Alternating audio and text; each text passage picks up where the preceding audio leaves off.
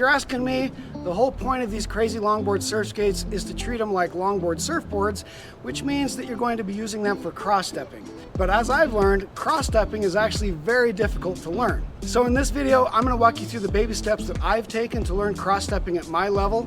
Now, obviously, I am not an advanced cross-stepper by any means, but I do feel like I have some good tips to help out beginners just starting out cross-stepping. The first point I want to make is that obviously the longer your deck, the easier it is to balance on and cross step. So you want to find something that's at least 50 inches long, in my humble opinion. I mean, you can learn on stuff shorter than this, obviously, especially if you're shorter, but it's just so much more stable, so much easier to learn when you have a long deck. So get yourself a Bigfoot or find something on eBay or Facebook Marketplace that's super long, and that's going to be a lot easier to learn on.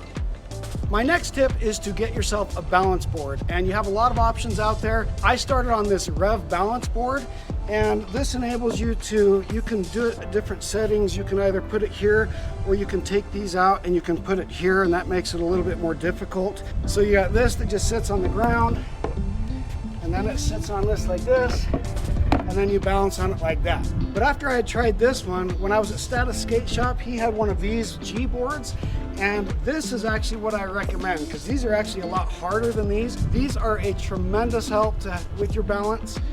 This one in particular is really, really hard to do. And so what I do is, like when I'm just watching TV, I'll be watching NBA games or something, and I'll just spend 15 minutes on this in the evenings. And this has been a huge help for me, is these balance boards. My next tip is to push Mongo everywhere you go. Now, if you've never heard this term, it's a term used by skaters, and they're using it to make fun of you. And the reason why is because for skaters, it's actually important. So Mongo is when you're pushing on your deck from your back leg. Because for skaters, the rule is you want to be pushing, if I'm pushing on the ground, my back leg is on the ground, my front leg is on the deck. And that's because it's just a lot easier to move into position to do ollie-based maneuvers, things like that.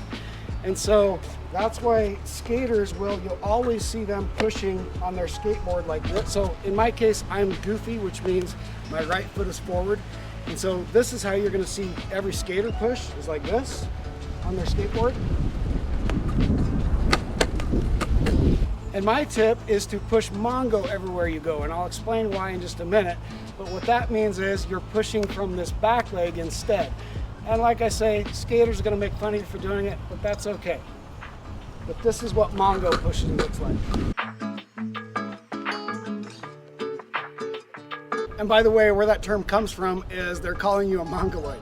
But the reason why pushing Mongo is important when it comes to learning cross-stepping is because it balances out the strength of your legs. So I don't know about you, but when I surf skate, I'm goofy, so my right foot is forward, my left leg is back. So for me, my back leg, the calf on my back leg is a lot stronger than the calf on my front leg, but my thigh on my front leg is a lot stronger than the thigh on my back leg. And so pushing Mongo really balances out the strength of those muscles. And in particular, what you're really trying to do is build the muscle in your back thigh, which is very critical for the next step I'm going to teach you. So you'll notice that when you push, what you're doing is the foot that's on the deck is getting all of that thigh strength because you're moving it up and down like this, right? So if I'm pushing regular, every time I push, I'm building this thigh muscle. And so by pushing Mongo, I'm building this thigh muscle now.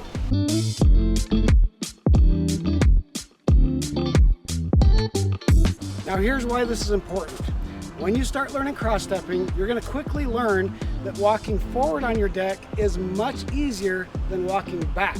So it's really easy. Your first step obviously is just going to learn how to just take your first step like this, right? And speaking of that, let me just insert another little baby step. Here's your first baby step when you're learning. Just do this. Oh, and by the way, before I do this, here's another tip when it comes to pushing, is when I'm pushing Mongo, a lot of the times what I'll do is I'll try to balance on one leg as much as possible.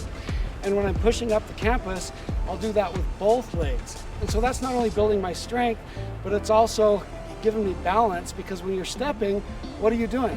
You're balancing on one leg at a time, right? And so you really want to learn how to do that balance on one leg. So I'll push like this.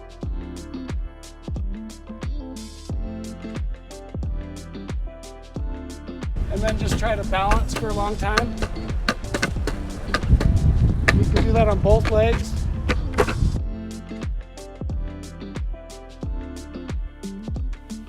Okay, so back to where I was. Now, once you're doing all that, now your first little step is just to practice that first step forward and just do it over and over with repetitions, just like this. So just take that back foot and just go like this. Repetitions over and over, just like that. Just get used to that. And you're really getting used to balancing on one foot as you do that.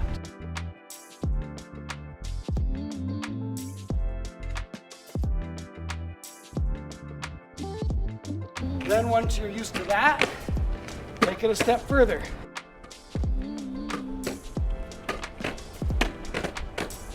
Right? Now it's the step back, it's a lot harder. Okay, so the reason why that step back is a lot harder is because you're moving forward, and when you step back, what are you doing? Your feet are pushing your deck forward, right? So this is very common. It happened to me a lot. It happens to pretty much everyone I've seen who tries to learn cross-stepping for the first time. Is your board you try to step back and you don't have the weight right, and your board just shoots far out in front of you. And so what you have to learn is that there's a little bit, you lift up a little bit as you're stepping back, right? So it's, instead of if you just stay weighted the same weight and you just move back like this, you're pushing too far forward. So you have to almost unweight off the board, just a little quick step to unweight so that you're not pushing that board forward. And so that comes back to pushing Mongo. That's why you got to strengthen the thigh on your back leg, because it's so critical for learning that back step. And it's really critical for me, especially because I had knee surgery on this back knee. And so pushing Mongo has been incredibly helpful to shore up all of these muscles around here for that step back. So step forward, and a little bit of a lift to step back.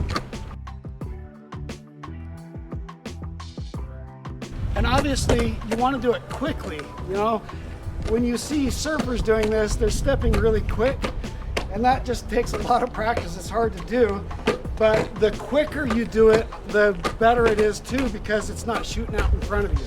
Now, just as I showed you to practice on that forward step, to just do repetitions like this,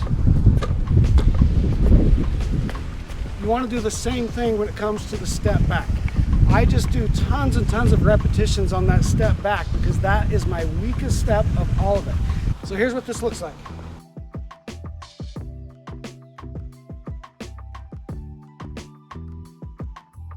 Just repetitions. It's hard.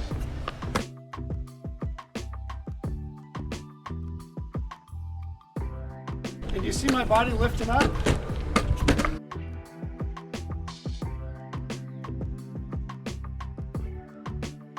And once you've gotten to this point, from here, it's just practice.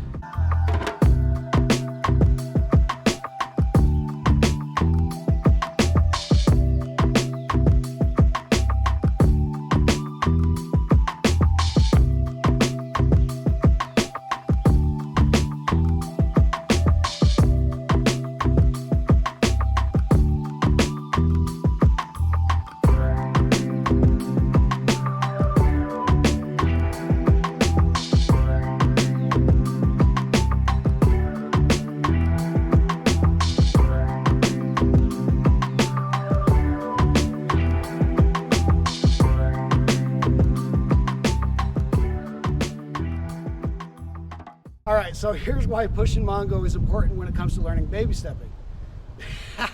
Cross stepping.